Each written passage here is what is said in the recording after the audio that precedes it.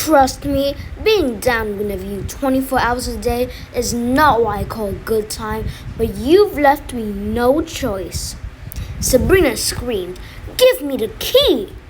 Puck reached into his pocket and took out a tiny golden key. "Is this what you want? Give it to me, pussface! Are you going to walk with your bodyguards? Forget it! You're not going to blackmail me," Sabrina said. And at that, Puck put the key into his mouth and swallowed it. Sabrina screamed again. "Are you deranged?" she yelled as she climbed to her feet, dragging Puck up as she went. Sabrina marched toward the door but was held back by the boy. She turned and saw that he was enjoying the tug of war, so she pulled hard and dragged him out into the hallway in search of her grandmother. Granny Rhoda was not supportive of Sabrina's crisis. In fact, she, Uncle Jake, and Daphne found the whole situation hilarious. They snickered all through breakfast. "Sabrina, Puck is just trying to be helpful," Granny said. "Perhaps you do need a little personal attention, and there's not much I can do about it anyway. If he swallowed the key, all we can do is wait." "Wait for what?"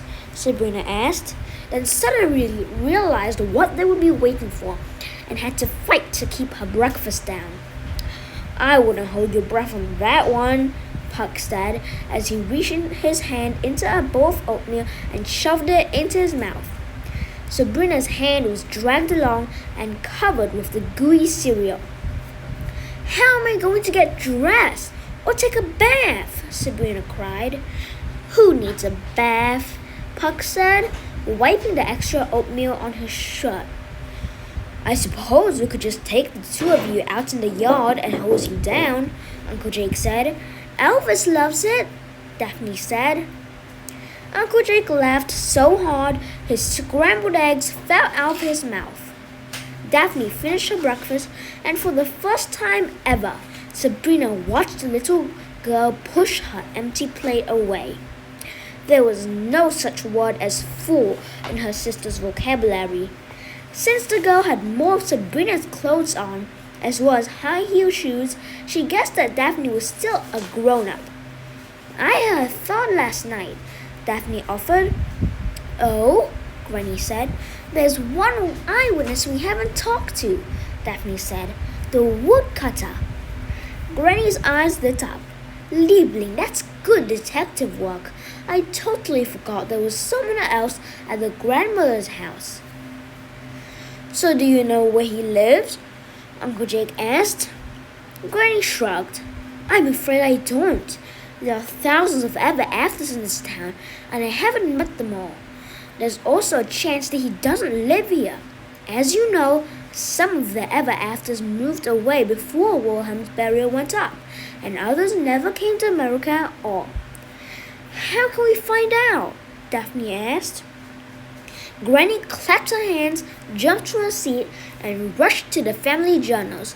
"We need to get back to our research. Perhaps he does live here in Ferryport Landing. He could be a great help to our case." "I'll help," Sabrina said eagerly. Granny cocked an eyebrow, obviously surprised by Sabrina's enthusiasm. "You will?" Sabrina nodded, though she didn't feel entirely honest.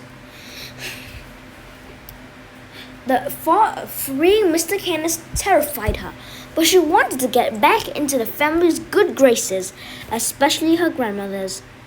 "Thank you, Liebling," Granny said. Sabrina dragged Puck from his chair and pulled him into the living room, where she snatched a copy of the complete fairy tales of Charles Perrault. She dragged him back to the table and sat down. According to the copyright, Perrault was one of the first people to document the ghastly tale of Red Riding Hood. His book was published in 1697. His account described a woodcutter who came to Red Riding Hood's rescue. Sabrina was impressed with the man's heroics. Not too many people had gone face to face with the wolf and lived to tell the tale. Sabrina noted the story and continued her research. All the Grimms who had lived in Fairyport Landing had kept detailed journals of their adventures. Even Sabrina and Daphne had filled a couple. It was the family responsibility to document anything unusual that occurred in the Ever After community. With this sizable collection at their fingertips, it was obvious to everyone that there were a lot of unusual occurrences in the sleepy river town. Sabrina scanned hundreds of entries. She read about a short-lived military overthrow of the Mouse King of Oz. She found sheet music composed by a jazz trumpeter named Boy Blue. She even learned that the 3 blind mice had once applied for seeing-eye dogs. Generations of Grimms had collected these stories, but Sabrina didn't find anything else on the woodcutter or what had become of him. She closed the last of her share of the journals and sat back in her chair. "I've got nothing." Granny sighed. "I didn't find anything either." Daphne looked up from her book. "What does the word manifest mean?" "You mean manifest. It's a list of items that are shipped on a train, bus, truck, whatever," Granny explained.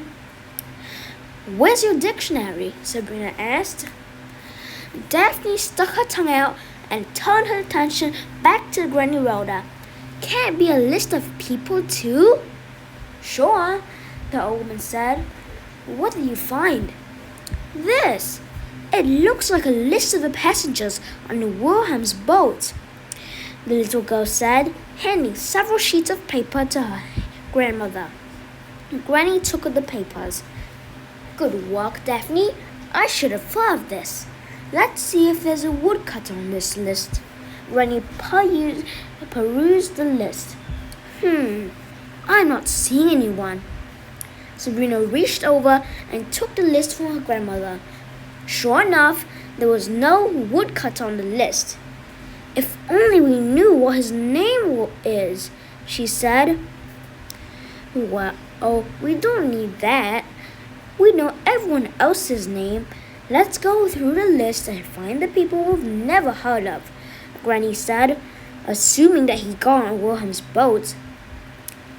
Puck wasn't thrilled. "Is this going to take long? I have plans." "The handcuffs were your idea, Buster. Any chance we're going to see that key pop up?" Sabrina said. Puck shook his head.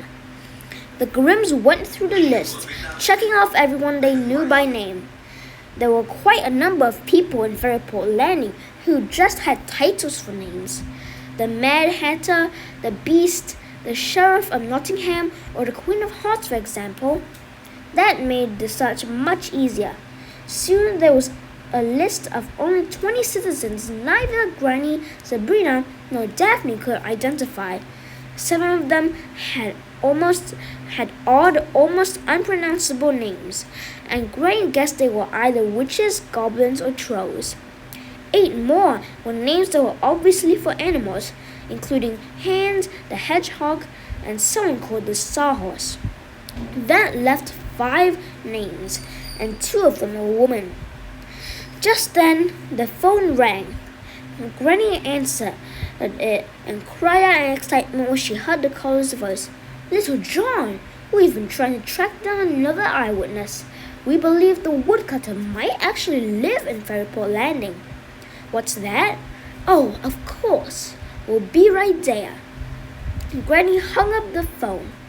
"What's going on?" Uncle Jake asked. "Bluebeard has a new witness and they're starting the trial early today. We have to go over there now." "Who's the witness?" Daphne asked. "His name is Howard Hatchett," Granny replied. Sabrina sighed. "He's on our list. Howard Hatchett is the woodcutter." The group drove up and down Main Street looking for a parking space. Granny commented that she had never seen the downtown area so busy, even when there were other humans living in town. While they searched, they passed the site where the bank had once stood. I've heard of people robbing banks, but I've never heard of anyone stealing the bank itself, Uncle Jake said as Granny peered out her window at the vacant lot. That's quite peculiar, Granny said. Unfortunately, it's a mystery that's going to have to wait.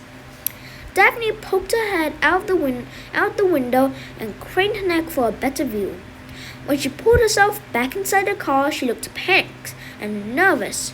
She turned to Sabrina and mouthed the words, "What happened?" Sabrina shrugged, though her heart burned for the betrayal she was committing. Sabrina knew what was going on in her sister's mind. Daphne believed the weapon was lost. Sabrina knew she should tell, and from the look on Puck's face, he agreed, but she wasn't sure how to explain. When Daphne reached up to touch the necklace, Sabrina could almost hear the remorse running through her sister's mind. Uncle Jake finally parked the car, and the family trudged up the steps toward the courtroom. Once inside, Daphne yanked on Sabrina's sleeve and told Granny they would meet them inside in a moment. Granny agreed, but told the children not to dilly-dally. Mr. Canis needed their support. "Okay, I was wrong," said Daphne as she leaned against a wall. The little girl looked like she needed it to prevent herself from collapsing. Her face was red and tears were swimming in her eyes. "We should have gotten the weapon while we could. Now we'll never get it. You saw the bank. It's gone." Sabrina nodded, but said nothing. "I should have listened to you," the little girl continued. "Yes, well, it's too late for that," Sabrina said. "You wanted to be in charge and—" Puck kicked her in the leg and gave her an angry look. "What are we going to do about the weapon?" Daphne cried. "What if we didn't go get it because I was being stubborn and it turns out we need it?" Puck glared at Sabrina. "I have a feeling it will turn up." The courtroom door opened and Granny poked her head out. "Come along, Lieblings. The trial is starting." The courtroom was standing room only, and curious citizens were spilling out into the hall. News of the trial had obviously spread, and actors from all over town had come to see what everyone was referring to as the trial of every century. Mayor Hart and Sheriff Nottingham gazed at the capacity crowd with delight. Sabrina overheard Hart suggesting that they should have sold tickets. Nottingham agreed, and they both broke into laughter. Several of the family's friends came over to offer their support. Geppetto had closed his toy store to come and be by the family's side. Cinderella and her human husband Tom came over and offered to bring the family dinner, though Granny declined. Mr. Seven sat on a stack of phone books in the back row, and even Briar Rose's fairy godmothers wished the family well, while staring daggers at Uncle Jake. But most surprisingly was Snow White, who eased into their row and sat down next to Granny Rhoda. She said nothing, just took the old woman's hand in her own and held it. "I'm sorry, Snow," the old woman said. "I know you would never do anything to hurt me on purpose, Rhoda." "I'm sorry too," Miss White replied. Briar Rose joined the group. She sat down next to Uncle Jake and took his hand. Uncle Jake smiled. "You sure you want the hotel, knowing you're dating a Grimm?" Brian nodded and kissed him on the cheek. There was a light in the couple's eyes and laughter in their voices. Sabrina had seen the same expressions on her parents' faces every day that she could remember. The sleepy princess and her swashbuckling uncle were in love. Robin Hood and Little John entered the courtroom just as several court soldiers led Mr. Canis to his table. Robin patted him. That seems to be the end of this video. I'm sorry I haven't uploaded in a long time, but anyways, I'll see you later. Bye.